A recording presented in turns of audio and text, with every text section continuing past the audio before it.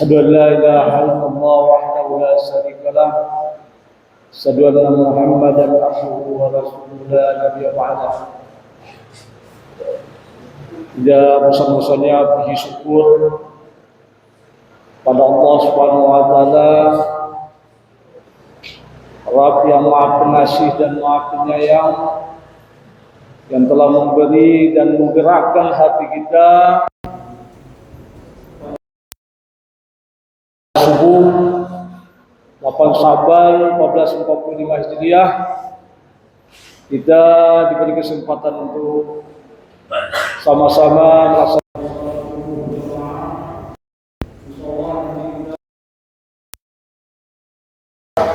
yang akan disampaikan oleh Al-Ustaz Ferry Mulyadi Madinah. Salawat serta salam kepada junjungan alam Nabi besar Muhammad sallallahu alaihi wasallam. Allahumma shalli ala Muhammad wa ala ali Muhammad. Yang sama-sama kita banggakan Al-Mukarram Ustaz kita Ustaz Ferry Mulyadi yang telah bersedia hadir, dan insyaallah nanti akan mengadakan kajian subuh pada kita yang mana temanya adalah 24 jam di bulan Ramadan. Ustaz, insyaallah nanti akan diuraikan oleh Ustaz. Kemudian kepada saudara-saudara kita, alhamdulillah pada subuh yang berbahagia ini kita kedatangan saudara-saudara kita dari grup baik subuhan Pekanbaru, yang alhamdulillah nanti sama-sama mendengarkan kajian subuh dengan jamaah Masjid Madani. Kepada Bapak Ketua RT 1, 2, 3, Bapak Ketua RW di lingkungan RW 23 dan RW 24. Kemudian kepada Ibu Majelis Taklim serta anggota Majelis Taklim Masjid Madani, kepada kaum muslimin dan muslimat, jamaah Masjid Madani, anak-anak remaja kami yang mohon maaf tidak bisa kami sebut satu persatu. Mudah-mudahan keberadaan kita pada hari ini Allah berkahi, Allah nilai sebagai suatu amalan yang mendapatkan orang pahala nanti yaumul akhir nanti. Amin. Seperti biasa pada subuh yang berbahagia ini, setiap 2 kali sebulan, 1 kali 2 minggu kita mengadakan kajian subuh, yang sudah beberapa kali ini kita membahas yang berhubungan dengan amalan kita selama bulan Ramadan. Karena beberapa hari lagi kita akan memasuki bulan suci Ramadan. Sekarang sudah memasuki 8 Sya'ban, kira-kira sekitar 22 hari lagi insyaallah kita akan memasuki bulan suci Ramadan. Untuk itu apa-apa saja yang kita persiapkan, amal-amal apa saja yang diutamakan atau yang kita lakukan di bulan-bulan Ramadan nanti akan diuraikan oleh Ustaz. Kemudian izinkanlah saya mengucapkan terima kasih kepada bapak-bapak, ibu-ibu yang telah hadir pada sore ini. Mudah-mudahan kajian yang kita dengarkan nanti bermanfaat. Langsung saja kita minta kepada Ustaz untuk menyampaikan kajiannya. Wabillahi taufiq wal hidayah. Assalamualaikum warahmatullahi wabarakatuh.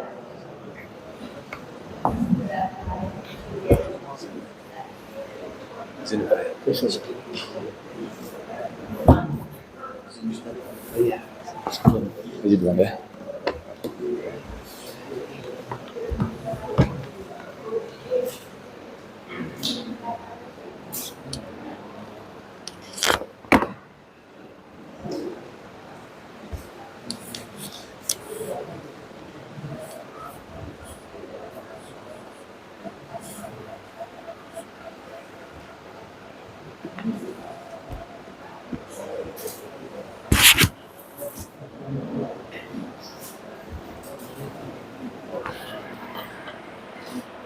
Bismillahirrahmanirrahim.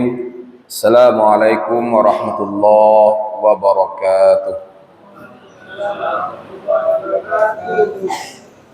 Alhamdulillah nahmaduhu wa nasta'inuhu wa nastaghfiruh wa na'udzu billahi min shururi anfusina min sayyiati a'malina may yahdihillahu fala mudilla lahu wa may yudlilhu fala hadiya lahu.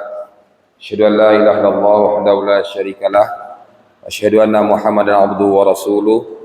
Allahumma salli wa sallim ala Muhammad wa ala alihi wa ashabihi ajma'in. Amma ba'd. Qala Allah Ta'ala fi Qur'anil 'azim. A'udzu billahi minasyaitonir rajim. Wa ma atakumur rasulu fakhudhuhu wa ma nahakum 'anhu fantahu. Wattaqullaha innallaha syadidul 'iqab.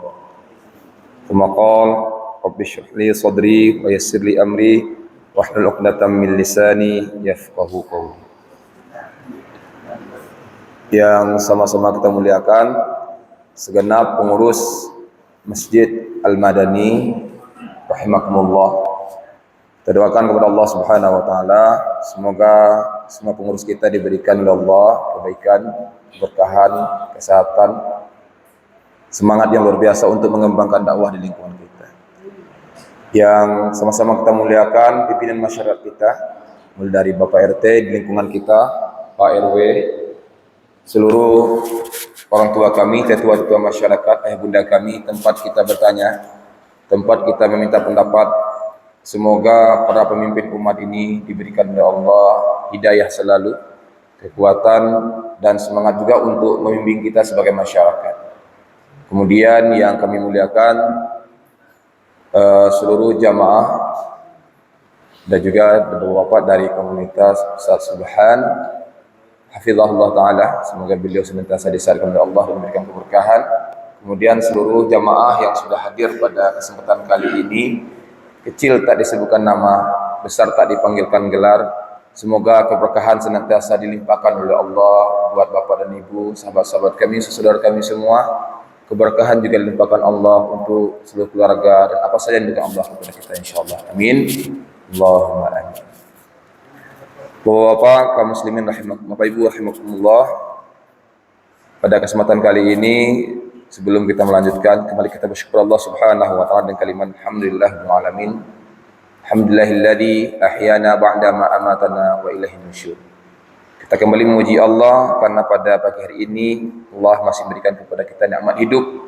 Kalau Allah berkehendak bisa saja kita tidur tadi malam, pagi ini kita tak melihat mataharinya lagi. Bisa saja kita tidur tadi malam, pagi ini kita sudah bersama dengan malaikatul maut. Ya Allah Subhanahu wa taala masih berikan kesempatan kita untuk hidup, ya, menemui bulan Sya'ban ini. Alhamdulillah, artinya Allah menginginkan kita untuk perubahan yang luar biasa dalam hidup kita. Kita mungkin tidak bisa lebih baik dibandingkan orang lain karena mereka punya kelebihan harta, sehingga dengan harta itu mereka bersedekah. Mungkin mereka juga punya fisik yang kuat, sehingga dengan fisik yang kuat itu mereka banyak beribadah di malam hari. Kita mungkin tak bisa melebihi mereka karena punya kesempatan yang banyak untuk beribadah.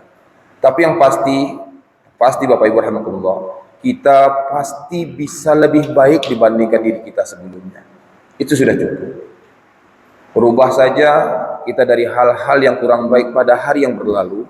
Hari ini kita adakan perubahan, hal-hal sederhana saja, itu sudah luar biasa.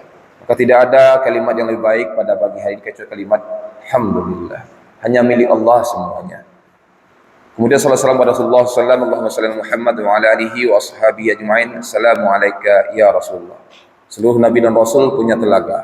124.000 nabi punya telaga. Dan semua nabi akan memanggil umatnya untuk datang ke telaga Rasulullah sallallahu alaihi wasallam. Telaga yang paling bersih, yang paling jernih airnya adalah telaga Rasulullah sallallahu alaihi wasallam, yang airnya lebih putih dibandingkan susu, lebih manis dibandingkan madu, lebih harum dibandingkan kesuri. Dan Rasulullah sallallahu alaihi wasallam akan menunggu kita di telaga Rasulullah sallallahu alaihi wasallam. Siapa mereka yang mencintai Rasulullah sallallahu alaihi wasallam dan menghidupkan sunnah-sunnah beliau di saat orang lain tak memikirkan itu. Semoga kedatangan kita di sini dalam rangka rindu kita kepada Rasulullah sallallahu alaihi wasallam, sehingga kita berharap, ya Allah, pertemukan kami kembali di telaga Rasulullah sallallahu alaihi wasallam bersama-sama insyaallah. Amin. Allahumma. Kaum muslimin rahimakumullah, pada kesempatan kali ini izinkan anak kembali melanjutkan kajian kita yang berlalu ya Bapak ya. Kemarin kita berbicara meramu dari banyak kitab, banyak buku ya, di antaranya kalau yang di bahasa Indonesia dikarang oleh Al Ustaz Muhammad Abdul Tuasikal. Ya bagus sekali bukunya ya. Ya 24 jam bersama Rasulullah SAW. Kemudian anak sarankan beberapa buku yang lain yang pernah kita sampaikan tadi. Di antaranya karangan Syekh Salim Al-Hilali berkaitan dengan adab puasa dan berhari rayanya Rasulullah SAW. Kita akan bahas hal sederhana saja, pasti yang bisa kita lakukan selama Ramadan. Sebab kalau kita tidak mengetahui apa saja yang bisa kita lakukan dari pagi ke pagi, dari sahur ke sahur, maka Ramadan tahun ini pun akan menjadi ceritanya dengan Ramadan yang berlalu, Ramadan yang penuh dengan kesia-siaan. Kenapa ada orang yang bingung mau ngapain nih habis subuh di Ramadan? Ngapa ada orang yang bingung setelah sahur tidak tahu bikin apa? Jawabannya adalah karena mereka tidak tahu ini. Maka mungkin buku-buku sederhana yang kita sampaikan tadi, kita tidak merujuk ke kitab yang tebal dulu, sederhana saja, terutama yang berkaitan dengan Ramadan ini bisa kita miliki dan kalau bisa kita sampaikan.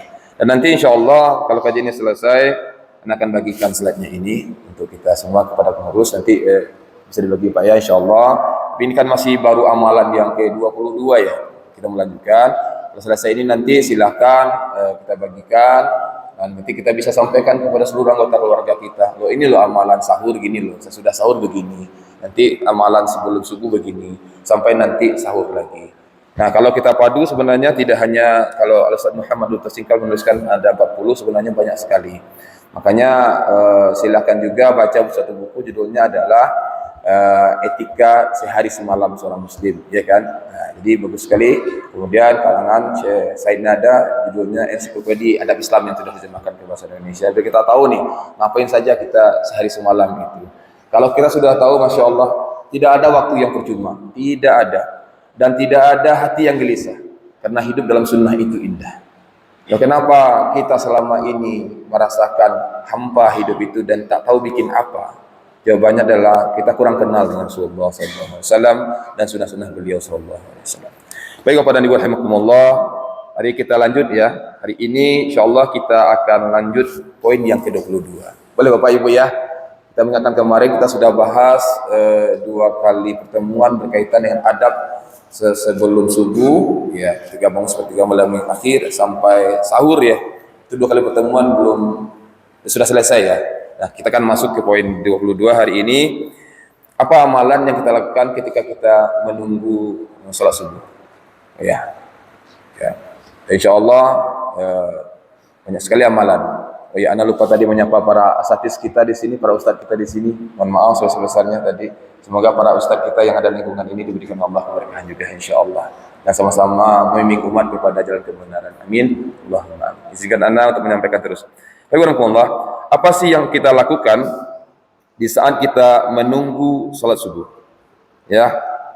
Nah, yang harus kita lakukan Bapak Ibu rahimakumullah, minimal kalau kita bingung besok nih, habis sahur nih, ngapain ya? Ya, yang pertama ana sarankan tinggalkan semua yang peta-peta, itu loh rumusnya. Biar kita ingat. Apa itu peta-peta? Kalau ini tak perlu, jangan dipakai. Tinggalkan saja. Ini berbahaya ya. Ini akan menghabiskan waktu di mana itu waktu terbuang percuma. Tinggalkan dulu mesin cuci. Sudahlah nanti saja. Tinggalkan dulu kompor gas. Karena ada amal ibadah yang lebih hebat yang harus kita lakukan. Minimal lakukan 2 hal menunggu sahur. Yang pertama adalah ayo kita perbanyak diri dengan membaca Al-Quran. Ya. Rasulullah SAW membiasakan dari beliau sebelum subuh itu di waktu ya. Para sahabat melihat waktu subuh itu dengan apa sebelum subuh? Dengan membaca Al-Quran. Kita pernah sampaikan kemarin. Kemudian yang kedua adalah kalau kita dah baca Quran ini, udah banyak bacaan Qurannya. Kalau Rasulullah dari sahur dari sahur ke subuh itu minimal 50 ayat. Ya, jadi boleh saja nanti Bapak Ibu rahimakumullah mungkin sudah selesai sahur, menyiapkan diri untuk salat subuh, target bacaan Al-Quran kita itu kita lakukan. Kalau kita punya target 1 kali khatam Al-Quran selama Ramadan, kalau kita baca kitab Mus'haf Sumani, Ustaz ya, 1 juz itu hanya 20 halaman ya.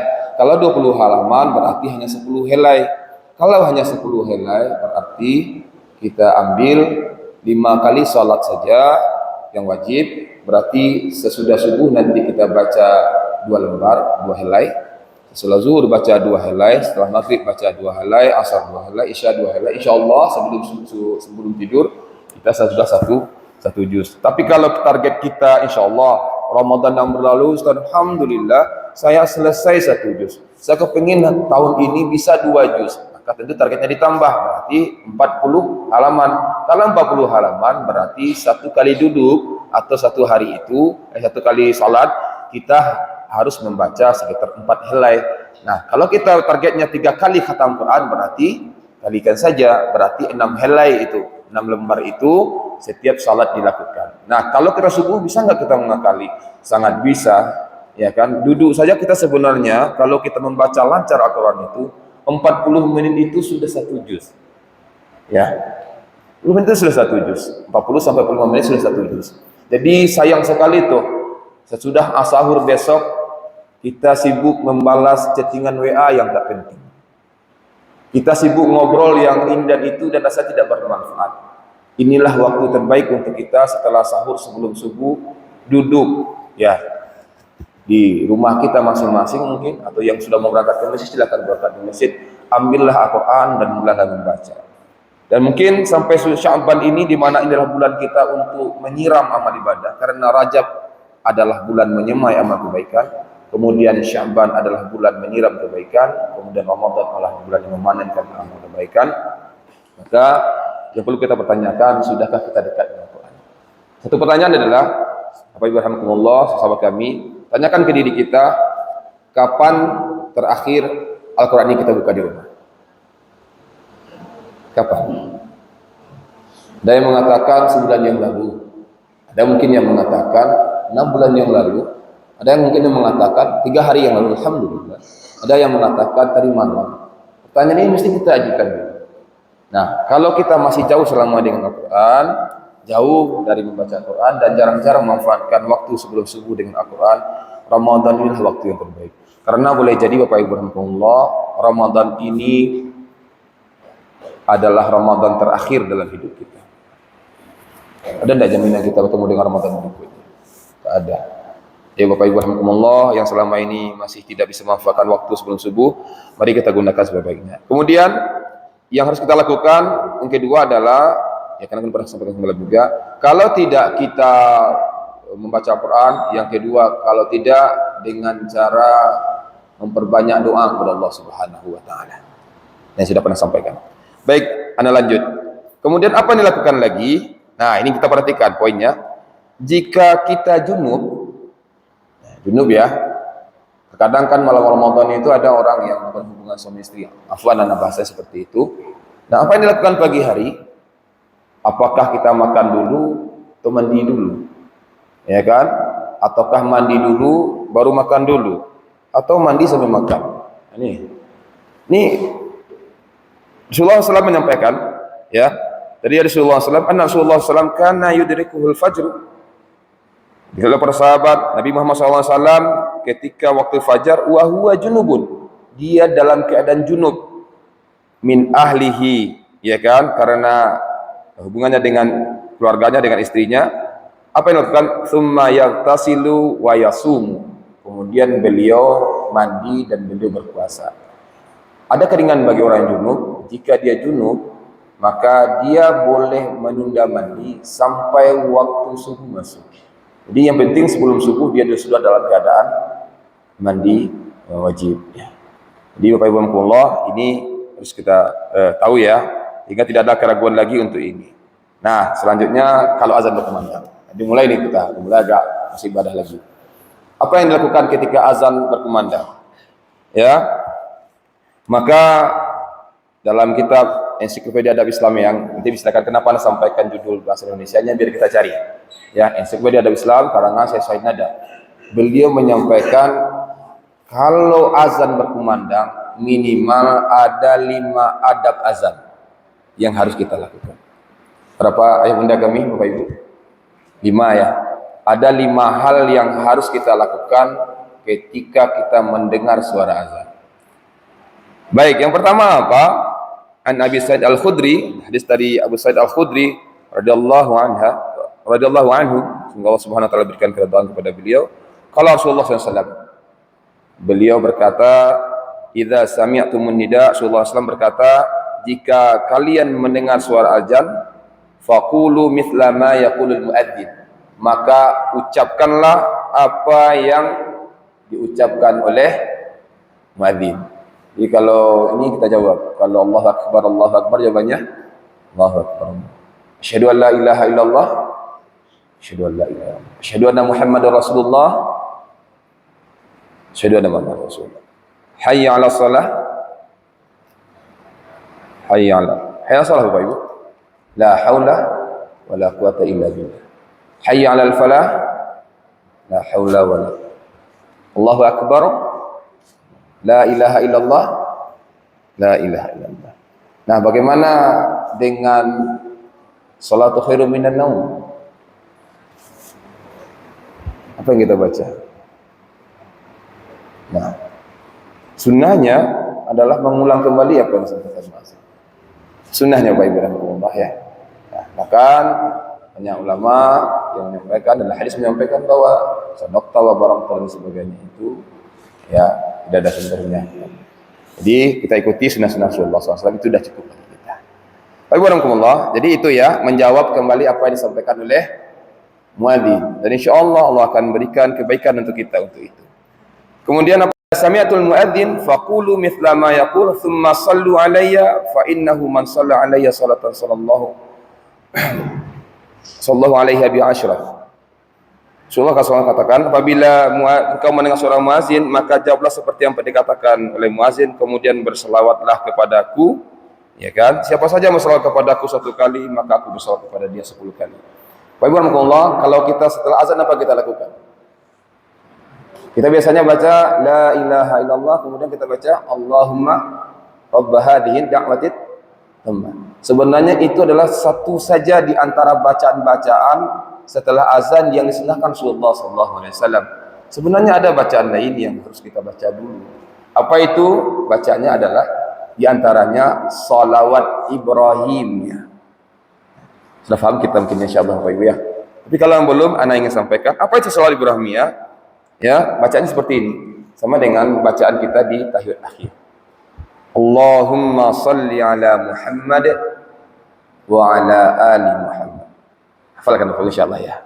Kama sallaita ala Ibrahim wa ala ali Ibrahim innaka Hamidum Majid. Allahumma barik ala Muhammad wa ala ali Muhammad kama barakta ala Ibrahim wa ala ali Ibrahim innaka Hamidum Majid.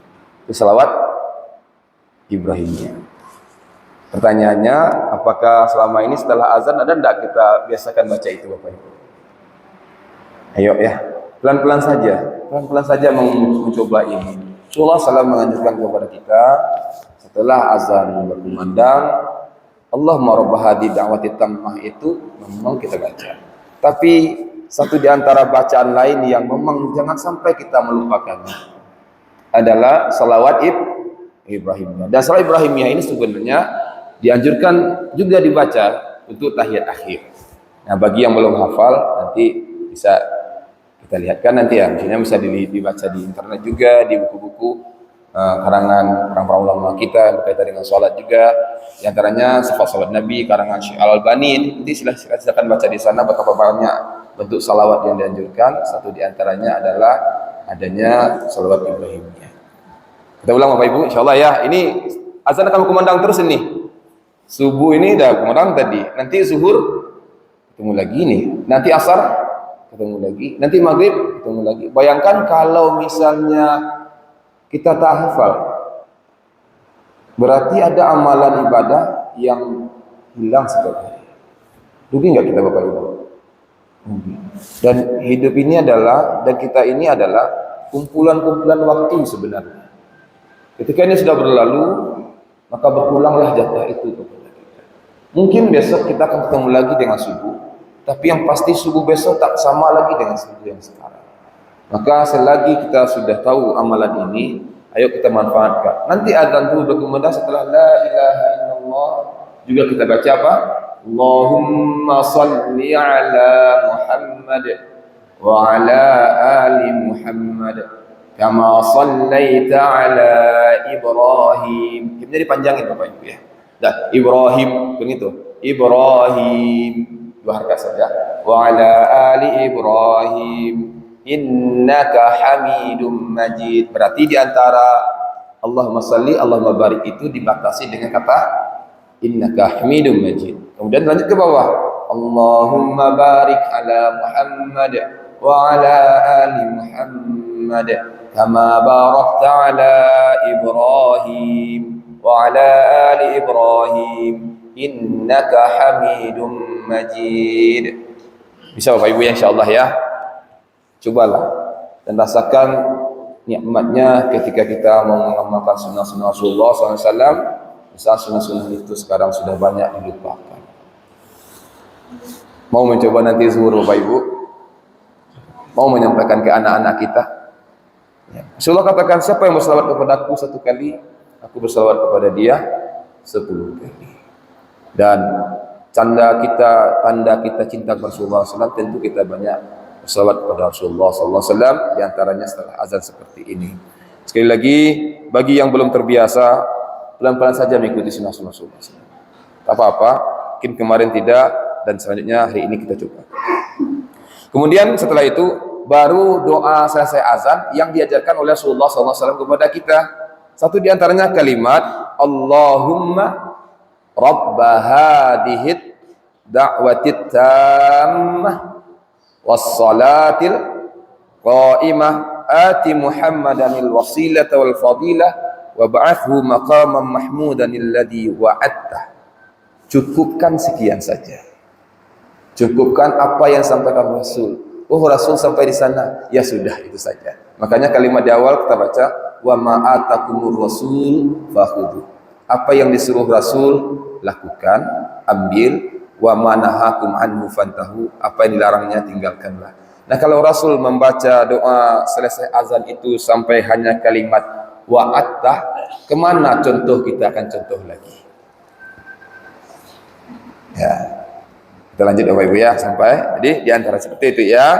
Apa yang kita dapat? Halat lahu syafaati yaumil qiyamah. Maka aku orang yang membaca kalimat ini berhak untuk mendapatkan syafaatku nanti di yaumil qiyamah. Lalu anda lupa menyampaikan, Bapak Ibu warahmatullah, kenapa kita membaca salawat kepada Ibrahim alaihissalam dan kenapa setelah Muhammad SAW diikuti dengan Ibrahim?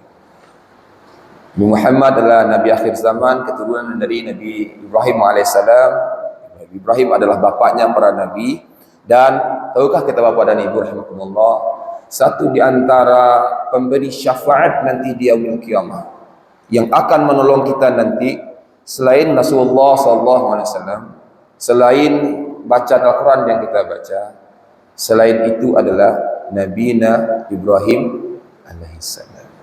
Dan beliaulah orang yang pertama kali juga diberikan pakaian oleh Allah Subhanahu wa taala di akhirat nanti. Makanya sungguh-sungguh kita membaca ini. Makanya juga setelah itu poin yang ketiga ini adalah mari kita biasakan diri untuk membaca sesuai dengan sunnah Rasulullah SAW. Katanya.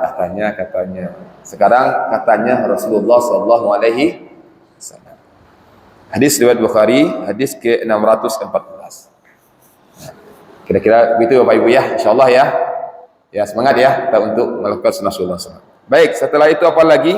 Nah, ana yakin banyak di antara kita yang tak membaca ini. Setelah azan, mari kita baca insyaallah kalimat man qala hinna yasma'ul muadzin. Siapa saja yang mendengarkan suara muadzin, ya kan? Hinna yasma'ul muadzin, asyhadu an la ilaha illallah, hendaklah dia membaca asyhadu an la ilaha illallah wahdahu la syarikalah wa anna Muhammadan abduhu wa rasuluh raditu billahi rabba wa bi Muhammadir rasula wa bil islami dina. Ada dibaca itu Bapak Ibu. Nah, kalau tidak kuranglah waktu kita jadinya kan. Makanya siapa yang mengatakan bahwa muslim itu banyak waktunya percuma? Tak ada. Rasul itu orang yang sangat sibuk. Sibuk ibadahnya, sibuk jihadnya, sibuk kerjanya, sibuk mengurus keluarganya. Dan boleh dikatakan, lihatlah, ada tidak satu saja riwayat yang menyampaikan bahwa Rasul sia-sia waktunya. Tidak ada. Semuanya penuh dengan kebaikan. Makanya juga amalan ini jangan lupa. Kami tak bisa Ustaz, lupa kami bacanya. InsyaAllah nanti kita kirimkan ini, nanti bisa dibaca ya. Atau nanti silakan baca kitab adab yang berkaitan dengan ini, terutama adab selesai asal. Kalimatnya kalau belum, Anda coba bacakan. Apa yang kita dapatkan? Ghufirallahu dzambah. Allah ampuni dosanya. Hebat tak Bapak Ibu Allah? Setelah azan, kita jawab muazin. Allah ampuni dosa kita dengan menjawab azan yang dikumandangkan oleh muadzin. Yang kedua, setelah kita jawab, kita baca kalimat salawat tadi. Rasul berkirim salawat juga untuk kita, itu syafaat nanti dari kiamat. Kemudian setelah itu kita baca lagi Allahumma rabb hadhihi da'wati tammah, wajib juga syafaat oleh Allah diberikan oleh Rasulullah, diberikan nanti kepada kita di hari kiamat dengan Allah Subhanahu wa taala. Kemudian kita lanjutkan dengan kalimat ini, tambah lagi pahala kita. Ghufira lahu dzambah, Allah ampuni dosa masa lalunya. Apa kalimatnya? Kita ulang kembali. Kita potong-potong dulu ya. Tapi mudah-mudahan terdengar tajwidnya dengan benar. Asyhadu an la ilaha illallah. Siapa Bapak Ibu ya? Wahdahu la syarikalah. Sampai sana sudah familiar kita dengar? Sudah biasa ya? Wa anna Muhammadan abduhu wa rasul. Sampai sana juga sudah biasa kita dengar. Ada ya Ustaz setelah azan itu? Ada. Lalu kami kenapa tidak melakukan? Mungkin belum sampai sunnah ini kepada Bapak dan Ibu. Kalau sudah sampai, bolehkah kita tinggalkan? Ini kan sunnah ini Ustaz. Boleh. Tapi kalau ibu bertemu dengan Rasulullah, apa yang ibu bisa sampaikan nanti? Ada sunnahku nih selesai azan. Kamu baca enggak? Ada pertanyaan itu diajukan kepada kita semua. Enggak ya Rasul, apakah kita akan jawab seperti itu? Bukankah kamu dulu dah tahu nih, ada kajian subuh dulu yang menyampaikan bahwa ada salawat sesudah azan. Ada ya Rasulullah. Kemudian apakah kita ingin berkilah lagi dengan alasan kita bahwa malaskah atau segala macam? Itu tidak. Orang yang mencintai Rasulullah SAW sedikit-sedikit, pelan-pelan dicobanya mengikuti, walaupun itu berat untuk dilakukan. Karena yang sulit itu adalah membiasakan yang tak terbiasa, kemudian meninggalkan yang sudah terbiasa. Kata Profesor Suyanto waktu anak pelatihan di Yogyakarta berkaitan dengan pendidikan karakter. Atau apa kata beliau? Dan ini anak pegang sekali. Maksudnya anak betul-betul perhatikan untuk kebiasaan di sekolah juga untuk anak yang anak ajar. Apa kata beliau? Untuk memulai sesuatu yang baik dalam hidup ini, kata beliau, karena beliau sudah meneliti banyak, kita hanya butuh 21 kali pengulangan. Berapa kali Bapak Ibu? 21 kali. Misalnya nih, Bapak Ibu rahimakumullah tak terbiasa minum kopi setiap pagi. Cukup biasakan 21 hari, hari ke-22 itu terbiasa itu lambungnya. Kita belum terbiasa nih salat sunnah sebelum subuh. Biasakan aja lah agak 21 hari. Kita belum terbiasa nih salat malam. Bangunlah selama 21 hari itu tanpa jeda. Maksudnya ini bangun, besok bangun, besok bangun. Biasakan. Insya Allah akan terbiasa. Dan kata beliau, untuk meninggalkan sesuatu yang buruk atau yang sudah terbiasa itu butuh 100 kali perjuangan di saat yang sama keinginan itu muncul. Apa yang maksud sini? Misalnya nih, bahwa Bapak terbiasa untuk merokok, misalnya. Untuk menghentikan itu butuh 100 kali waktu yang sama di saat rokok itu meminta. Ini pertama loh, enggak merokok. Enggak. Sampaikan 100 kali. Insya Allah kebiasaan buruk itu akan hilang. Tapi baru 60 sudah KO. Merokok lagi lah. Kembali itu. Makanya untuk memulai yang baik hanya butuh 21 kali. Untuk menghilangkan yang buruk dari badan kita, dari tubuh kita, kebiasaan kita butuh 100 kali perjuangan di saat yang sama yang buruk itu meminta kepada kita. Bapak Ibu rahmatullah. Baik, Anda lanjut ya. Kita bacakan kali. Asyhadu an la ilaha illallah wahdahu la syarikalah wa anna Muhammadan abduhu wa rasuluh. Kemudian tambah dengan kalimat raditu billahi rabbah wa bi Muhammadin rasula wa bil islami dina. Beda dengan zikir pagi. Kalau zikir pagi kita baca apa? raditu billahi rabba bil islami dina wa bi Muhammadin sallallahu alaihi wasallam nabiyya. Nah, sekarang dibalik. Nabi Muhammadnya didahulukan, kemudian yang kedua baru Islamnya di yang ketiga. Dan Bapak Ibu rahimakumullah, tahukah kita apa yang ditanya malaikat nanti di hari kiamat? Maaf, di alam barzakh, di saat kita masuk pertama kali ke dalam barzakh. Pertanyaan malaikat itu 3 saja. Marabbuk, apa agama? Madinuk, marabbuk, apa, siapa Tuhanmu? Kedua, apa agamamu? Yang ketiga, apa pendapatmu tentang Nabi Muhammad sallallahu alaihi wasallam? Jika pertanyaan ini lewat, maka pertanyaan 4 masuk. Apa itu? Bagaimana engkau tahu bahwa Muhammad sallallahu alaihi wasallam adalah Rasulullah dan hambanya Allah? Kalau orang beriman akan menjawab, kami baca Al-Quran, aku baca Al-Quran, wasadaqtu, dan aku membenarkan bahwa Rasulullah SAW itu adalah Rasulullah SAW, Muhammad adalah Rasulullah SAW. Dan tentu saja ini satu di antara jalannya bagi kita untuk bisa menjawab pertanyaan mereka, karena kita sudah kenal dari awal. Kita ulang kembali Bapak Ibu ya, insyaallah ya. Asyhadu an la ilaha illallah wahdahu la syarikalah wa anna Muhammadan abduhu wa rasuluh.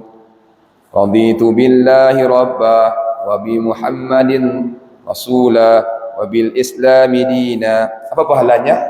Ghufira lahu dzamba. Allah ampuni dosa masa lalu, insyaallah. Semangat Bapak dan Ibu untuk memulai zuhur besok. Zuhur ini semangat ya. Ya, insyaallah nih pelan-pelan saja kita coba. Ya, insyaallah. Jadi mudah-mudahan nanti setelah dari sini ada sesuatu yang bisa dibawa pulang untuk itu. Nah, kemudian apa yang kita lakukan lagi Bapak Ibu setelah azan? Baru masuk poin yang kelima. Apa itu? Qul kama yaquluna fa idzan tahaita fasal tu'tah. Ucapkanlah seperti apa yang diucapkan muazin, jawab. Kemudian setelah itu berdoalah, maka doamu akan dikabulkan. Jadi Bapak Ibu rahimakumullah, setelah azan jangan dulu salat sunnah ya. Setelah itu doa sedikit dulu untuk diri kita, untuk keluarga, untuk masa depan kita, untuk akhirat kita.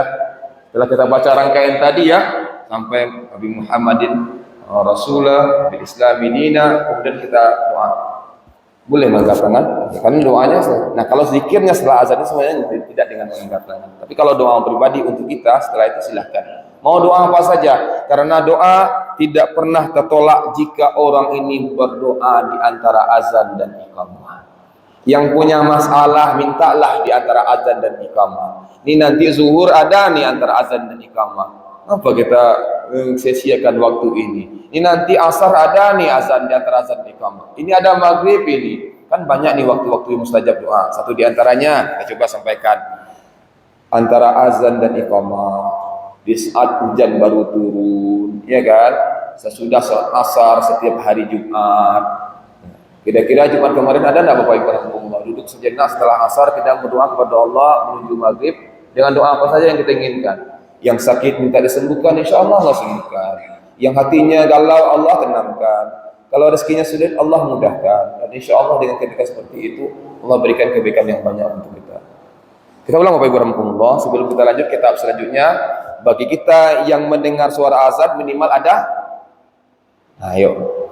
Berapa hal kita lakukan? 5. Pertama, menjawab apa yang disampaikan muadzin. Yang kedua adalah dengan membaca salawat Ibrahimiyah. Kemudian yang ketiga adalah membaca doa wasilah. Yang keempat membaca syahadat, kemudian berdoa kepada Allah. Kemudian yang kelima kita baca apa? Kita insyaallah membaca doa sesuai yang kita inginkan, karena doa di waktu itu tidak pernah ditolak oleh Allah Subhanahu.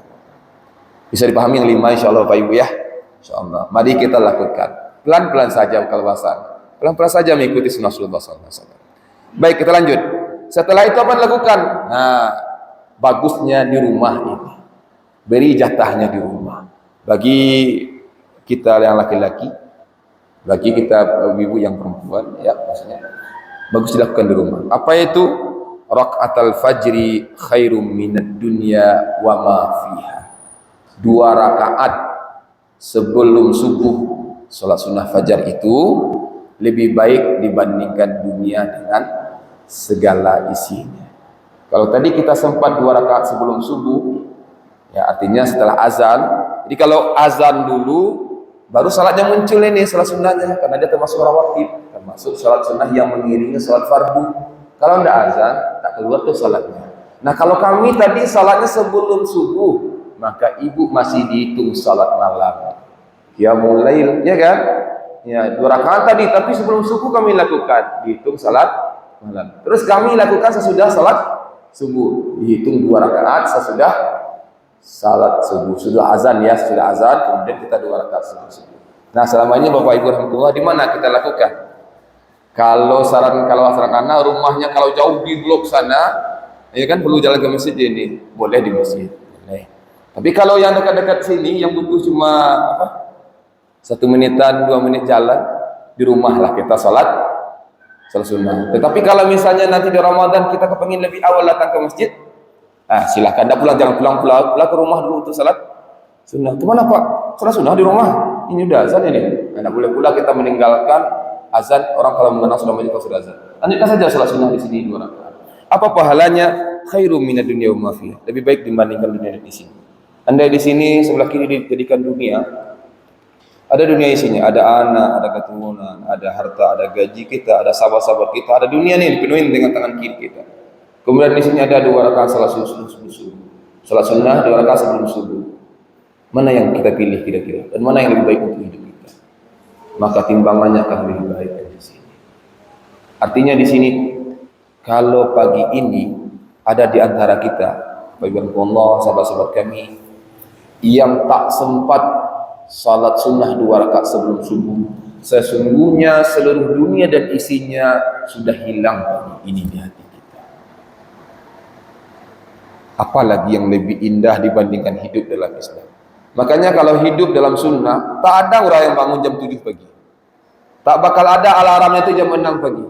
Dia akan bangun sepertiga malam yang akhir. Dia sudah mulai mendekat kepada Allah setelah jam 2 pagi. Ansur-ansur semakin ke ujung menjelang subuh, semakin kuat ibadahnya, semakin banyak ibadahnya. Salah dan nanti Ustaz, kalau salat sunnah 2 fajar ini, salat sunnah fajar 2 rakaat ini kami lakukan di masjid, tidak. Maka kalau ana saran nanti silakan ana bacakan bahasa Indonesia saja kitabnya ya, biar dicari. Panduan salat sunnah rawatib karangan Dr. Said bin Ali Al-Qathani. Itu Syekh yang menyusun buku Dikir Pagi Petang rahimahullah taala. Ya. Yang warna kuning itu ya. Mungkin ada Bapak dan Bapak Ibu yang memiliki di rumah buku Dikir Pagi Petang. Nah, beliau yang menyusun itu, di sana itu ada panduan, beliau menyusun satu buku ya, sifat salat sunnah Nabi. Sifat salat sunnah Nabi diterjemahkan ke Indonesia, judulnya Panduan Salat Sunnah Rawatib, di antaranya potongan di sana buku kecilnya. Nanti milikilah itu. Biar kita tahu nih seperti apa sih sebenarnya kaifiat pelaksanaan salat sunnah rawatib ini dan di mana sesungguhnya yang lebih afdal. Kalau ana saran, lakukan itu di rumah. Beri bagian rumahmu dengan salatmu. Beri bagian rumah dan jangan jadikan rumahmu, kata Rasul, seperti kuburan. Bahasa Rasul itu pendek, sederhana, tapi pendek itu tajam. Bayangin, Rasul sampaikan, rumah yang tak ada baca Quran di rumahnya, rumah yang tak ada salat sunnah di rumahnya, rumah itu seperti kuburan. Di kubur itu apa yang ada? Satu, ketakutan. Ada enggak yang orang yang senang datang ke kuburan? Kemana Bu? Weekend, akhir pekan. Kemana?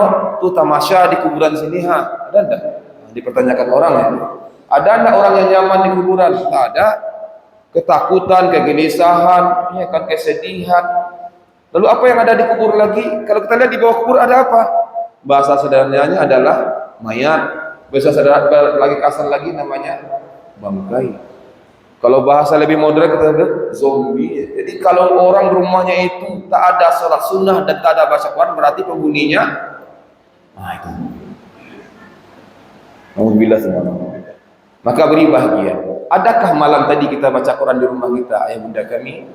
Kalau ada, berarti rumah kita tidak lagi menjadi kuburan. Tapi kalau malam ini tak ada satu patah Al-Quran pun, satu ayat Al-Quran pun yang mengalun di rumah kita, ada apa dengan rumah kita?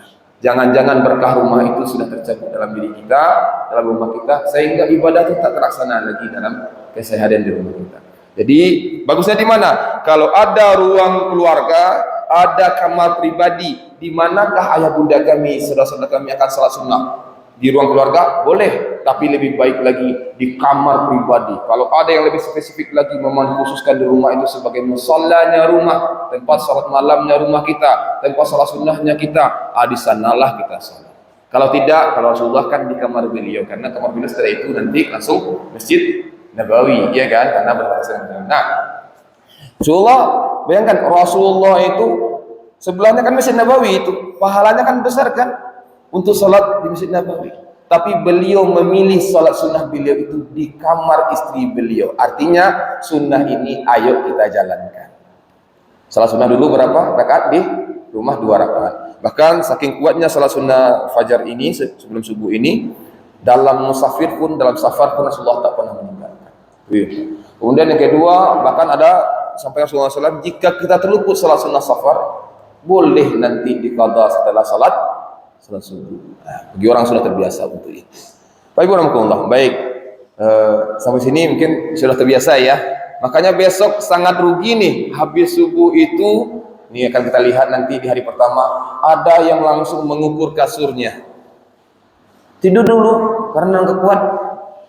Ya, itu biasanya adalah orang-orang yang tak terbiasa amaliyahnya di bulan Rajab, tak terbiasa untuk bangun seperti Imam Malik di bulan Sya'ban, di bulan Ramadan bingung dia mau ngapain. Nah, di Sya'ban ini ayo kita coba biasakan. Ya, Bapak Ibu, pelan-pelan saja. Kita coba besok kita salat sunnah di rumah. Kemudian kalau misalnya ini ibu dan bapak tidak salatnya di rumah karena memang kepingin lebih cepat ke masjid, rumah kami jauh, kami ingin dapat salat subuh berjamaah di masjid, bolehkah? Boleh. Bolehkah kami salat sunnahnya di saf pertama? Boleh. Bolehkah di saf kedua? Boleh. Tapi dengan kalau saf kedua ada sutrahnya ya, biar nanti teman-teman yang lewat tidak menyalahi kita, ya kan? Kalau ada sutra, ambillah punggung orang, sutra itu batas.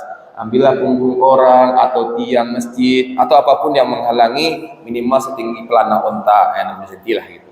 Nah, silakan saja. Nah, kalau misalnya dari rumah, yang bagus apa? Walaupun sudah salat sunnah di rumah, tapi pastikan tetap dalam kondisi ini.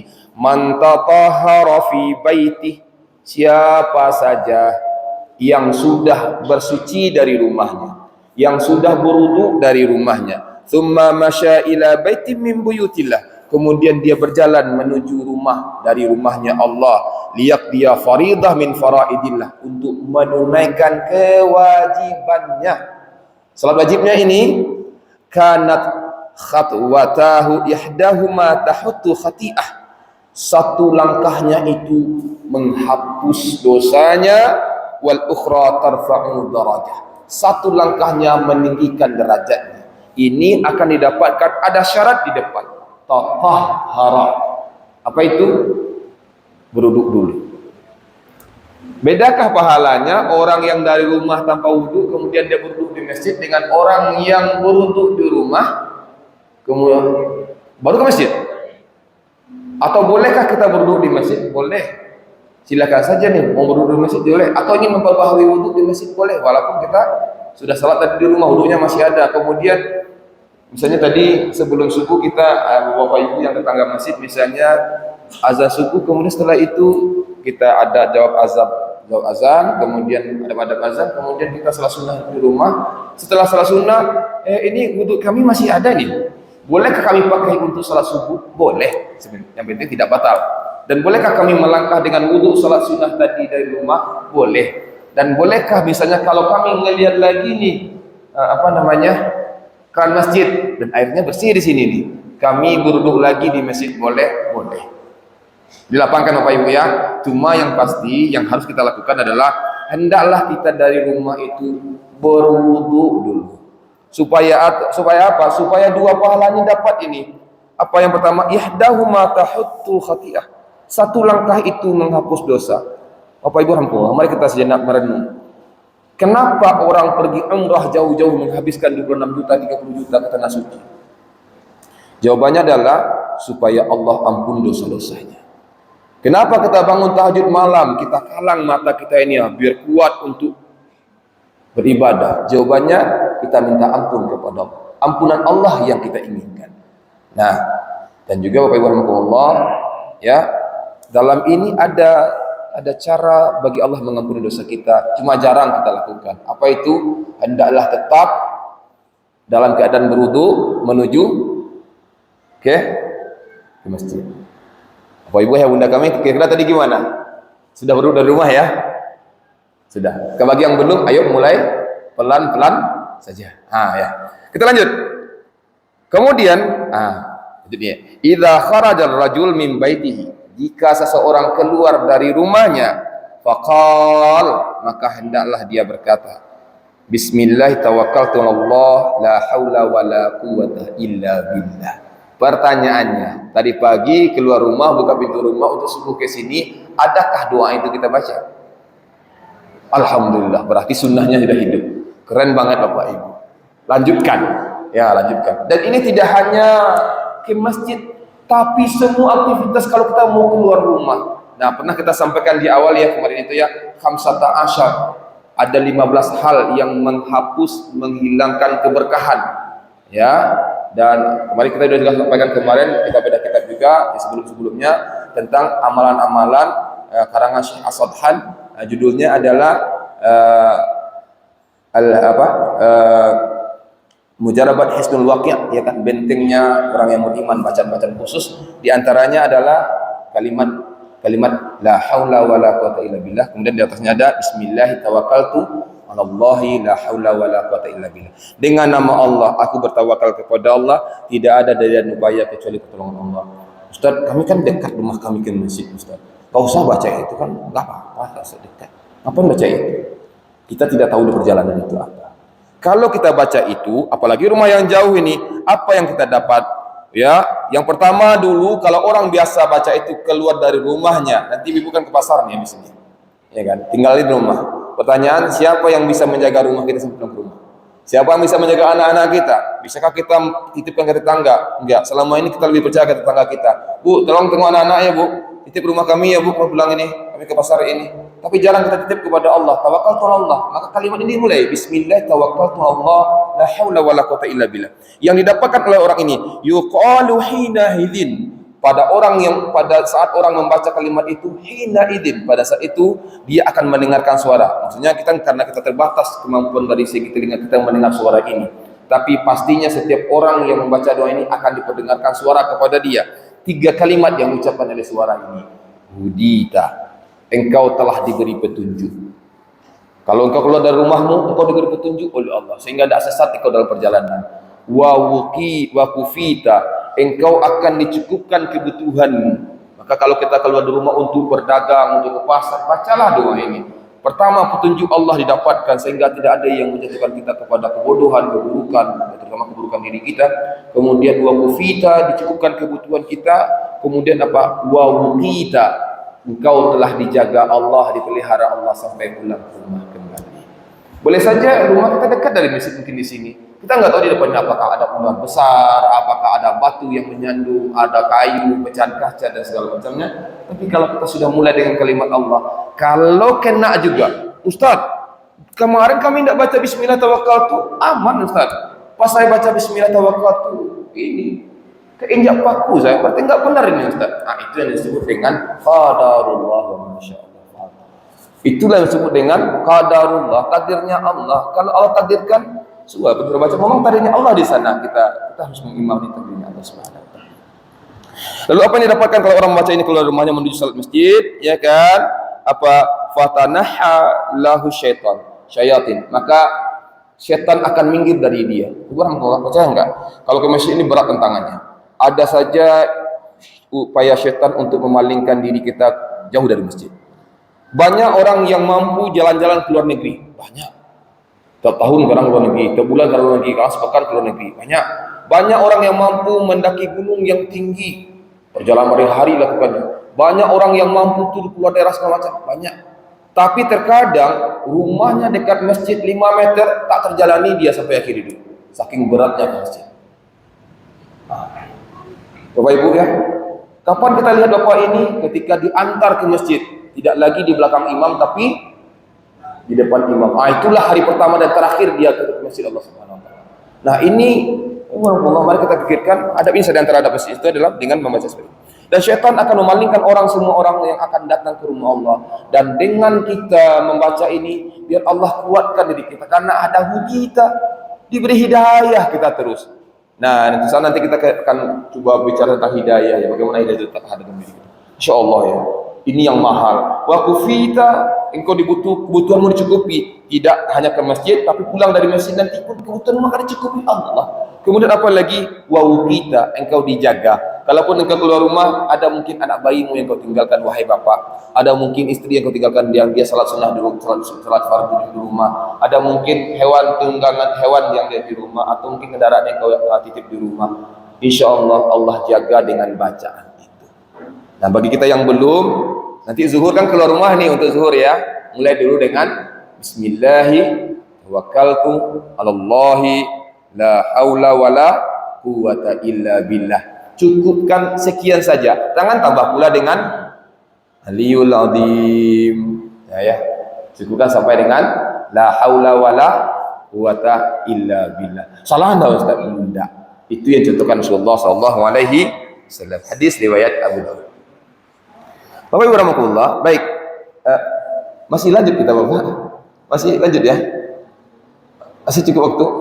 Oh sudah. Lanjut Bapak? Belum ya? Oh ya. Oh, kalau belum, Anda lanjut sedikit lagi nih, penting nih. Kita belum menemui, bayangkan tuh betapa sibuknya kita. Itu masih di rumah ini, belum ke masjid kita kan? Lanjut, Bapak Ibu rahmatullah, Anda lanjut. Bagi yang belum terbiasa doa ini, ayo biasakan. Man kharaja min baiti, siapa saja yang keluar dari rumahnya, illa rafa'a tarfahu ila sama.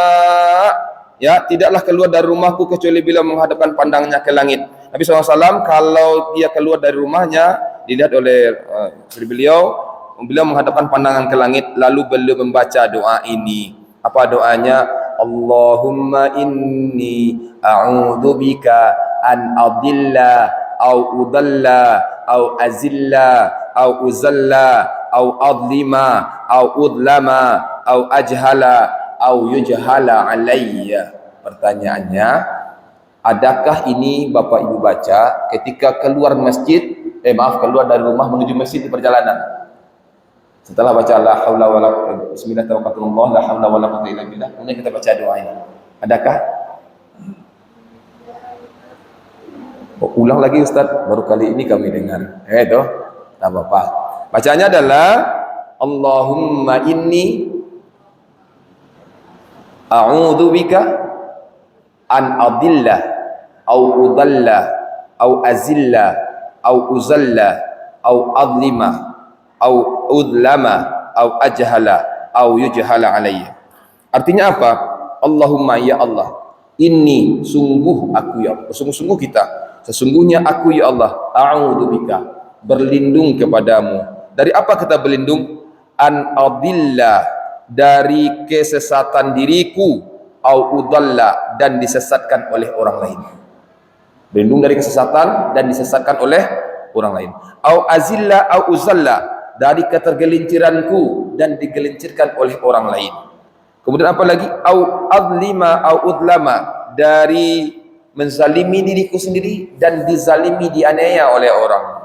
Au ajhala, atau dari kebodohanku, au yujhala alayya, atau dibodoh-bodohi oleh orang lain. Ini doa yang dibiasakan Rasulullah SAW ketika keluar dari rumahnya, selain membaca kalimat Bismillah tawakkaltu 'alallah la haula wala quwwata illa billah. Ustaz, kalau belum hafal tak apa, enggak baca doa itu, tak apa. Tapi apa yang bisa kita jawab kepada Rasulullah? Kalau sudah kita tahu, kita tak mau mencari lebih untuk memahami dan menghafalnya. Ya, banyak doa-doa itu Ustaz.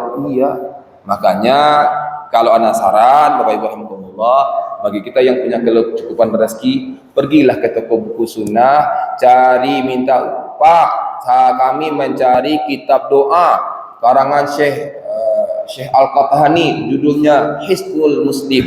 Salah. Wah, itu panduan doa-doa itu. Panduan doa-doa Oh iya, terakhir nih, terakhir saja. Terakhir, karena serangkai.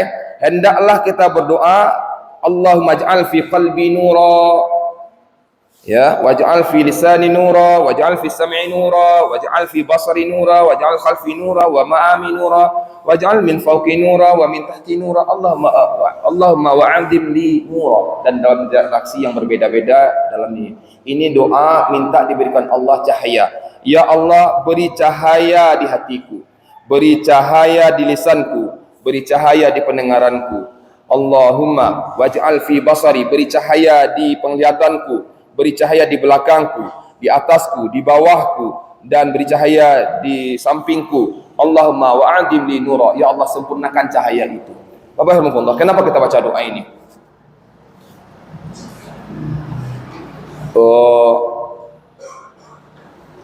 Ada satu buku yang sudah terjemahkan bahasa Indonesia, judulnya adalah Di Atas Titian Jahanam.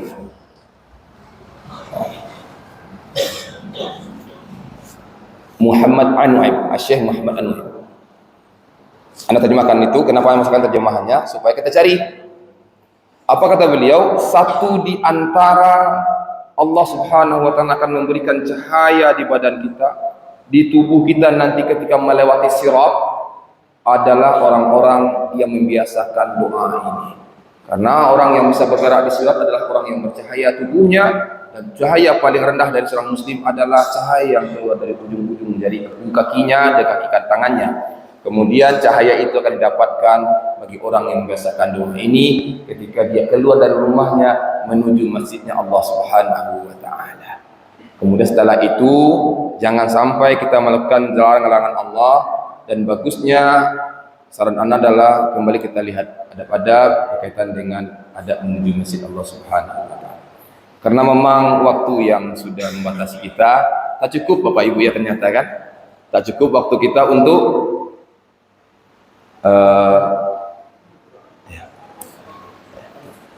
jadi memang kalau untuk mengkaji sunnah Rasulullah SAW itu nggak cukup waktu kita. Bayangkan saja ini sudah 3 kali pertemuan, kita baru membahas dari sebelum subuh sampai baru ke masjid. Itu kalau bisa di Ramadan akan banyak sekali amalannya. Belum lagi nanti habis subuh, nanti menuju malam sampai bagaimana tarawihnya Rasulullah SAW. Masya Allah ya, bagaimana witirnya Rasulullah SAW, bagaimana siangnya kailulahnya Rasulullah SAW. Nah ini kalau dibahas bersama-sama, ternyata indah Islam itu, dan ternyata saking bermaknanya hidup sehingga tak ada waktu yang percuma, apalagi di bulan Ramadan yang akan datang. Itu saja yang dapat disampaikan Bapak Ibu rahimahullah. Mohon maaf sebesar-besarnya dari penyampaian ini kalau ada tidak berkenan, karena mungkin tidak ada lagi kewajiban kita di luar sana nanti setelah ini yang kita lakukan. Dari anak itu saja, mudah-mudahan bermanfaat. Nanti kalau kajian ini sudah selesai, ingatkan anak Bapak pengurus, anak akan berikan ini kepada pengurus sehingga bisa dibaca di rumah ya, dan disampaikan kepada keluarga kita. Dan alhamdulillah kajian ini pernah anak sampaikan di kajian Sahabat Muslim Astra Isuzu, karena alhamdulillah setiap Kamis malam Anda diberikan amanah oleh Allah untuk mengisi kajian sunnah ini di perusahaan Astra Isuzu. Kita live streaming dari Indonesia ya, Indonesia. Alhamdulillah setiap Kamis malam, hari ini misalnya kajian, besok tahsid, kajian lagi besok tahsid. Nah, makanya alhamdulillah ini karena slide-nya sudah ada, nanti kita berikan sama-sama insyaallah. Baik, mohon maaf lahir batin kalau ada yang salah dari penyampaian kami tadi, dari Anda tadi. Terima kasih atas perhatian, mohon maaf atas segala kekurangan. Kita doa tutup dengan doa kafaratul majelis. Subhanakallahumma wa bihamdik, asyhadu an la ilaha illa anta, astaghfiruka wa atubu ilaik. Assalamualaikum warahmatullahi wabarakatuh.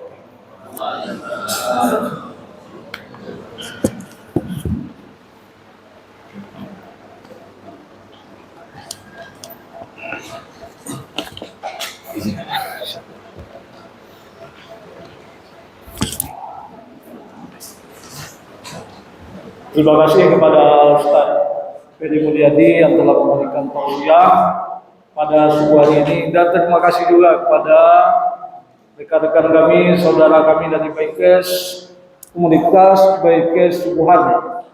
Ini merupakan sebagai motivasi bagi anak-anak remaja kita bagaimana melakukan kegiatan-kegiatan positif, terutama untuk melaksanakan kegiatan subuh luar biasa ini. Adik-adik kami sebenarnya ini masih muda-muda ini, Luar biasa mereka keliling ya.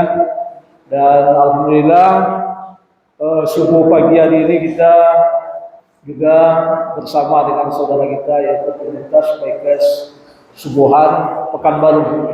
Mudah-mudahan apa yang kita lakukan pada hari ini bermanfaat dan apa yang disampaikan bisa kita amalkan. Demikian wabillahi taufiq wal hidayah. Assalamualaikum warahmatullahi wabarakatuh.